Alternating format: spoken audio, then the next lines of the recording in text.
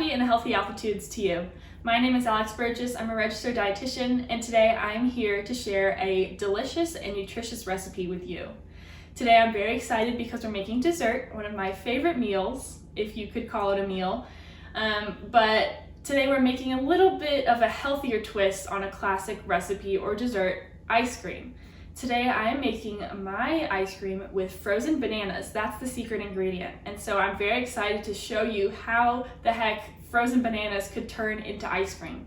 It's a really cool recipe to try, and I encourage you to test it out with your family. The kids will love it just as much as the adults. So keep watching to find out what this recipe looks like. All right, so let's begin with this recipe for frozen banana ice cream.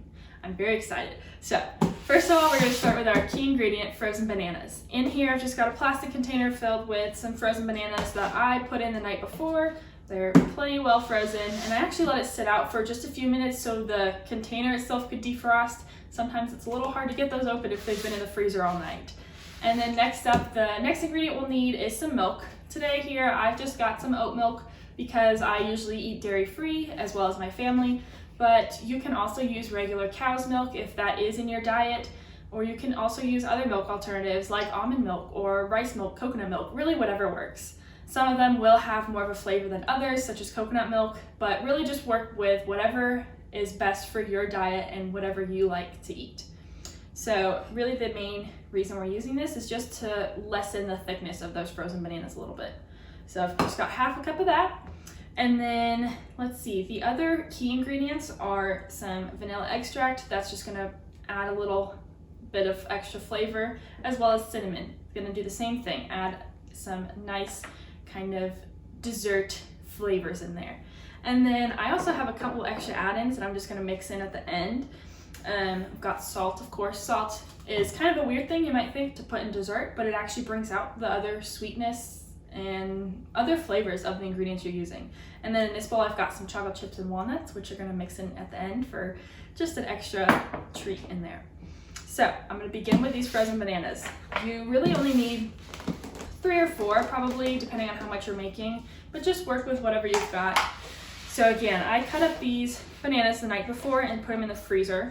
I actually, here, I'll get some of these out so I can show you, and we're just gonna throw them right in the blender. Everything just goes straight in the blender, really easy to make. So I broke up the bananas just in half, just so they're a little easier to get in there to the blender. And then what I did is I put in just a couple pieces of parchment paper between the layers, because otherwise you might just get this huge block of frozen bananas, and that's gonna be a little tricky to work with. So I've got 2 in there. I'll probably do 1 more since these are pretty big bananas. Throw that in there. And something that's cool about this recipe is it's a great way to kind of prevent food waste, if you could say that. A lot of times I'll look over in our basket of bananas and all of a sudden they somehow turn brown. They're about to go bad. And I don't really like eating mushy bananas. I don't know about you.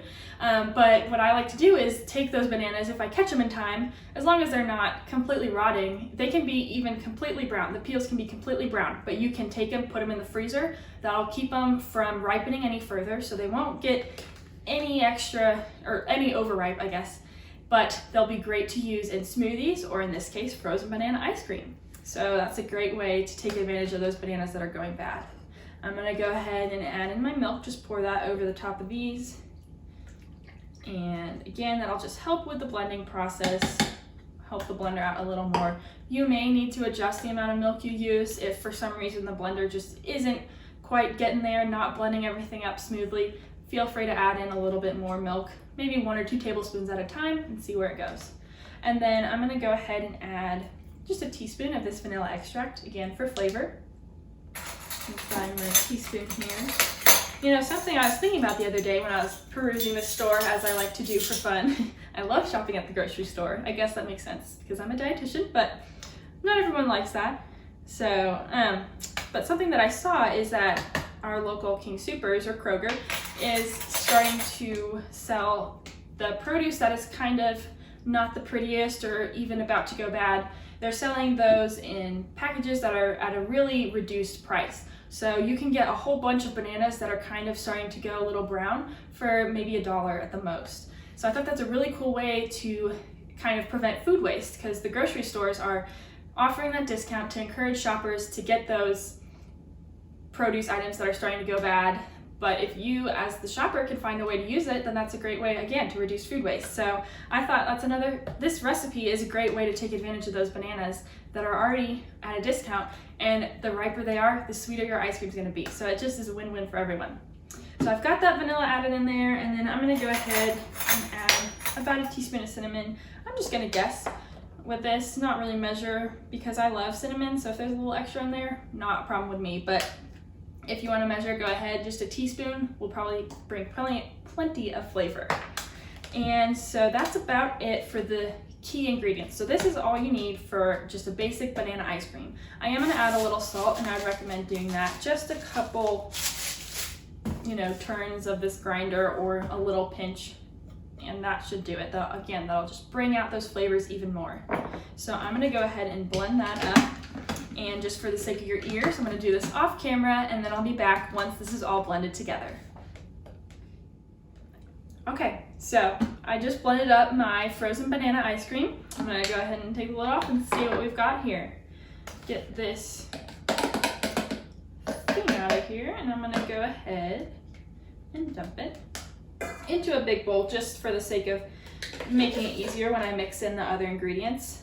But really, this ice cream is ready to eat as is. I'm gonna go ahead and get a spoon out and mix this stuff up. So here's what the ice cream looks like. A little tricky to see maybe, just because it's in such a big bowl, but it just looks really creamy, and I already tasted a little bit just because I couldn't wait, and it tastes so good and so sweet because those bananas are bringing all the sweetness all on their own. There's no added sugars, and so again, that's a way to kind of take one classic dessert dairy ice cream that you get at the store, make a healthy twist, and then we've got this delicious healthy product that's made from pretty much natural ingredients that are grown naturally, and it has no added sugars, which again is great for our health.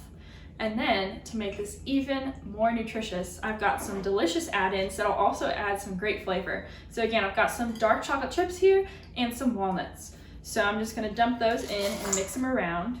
And so dark chocolate can be a very common, or really just something that you should include in your diet if you love chocolate, because dark chocolate is high in antioxidants, which are really healthy for us.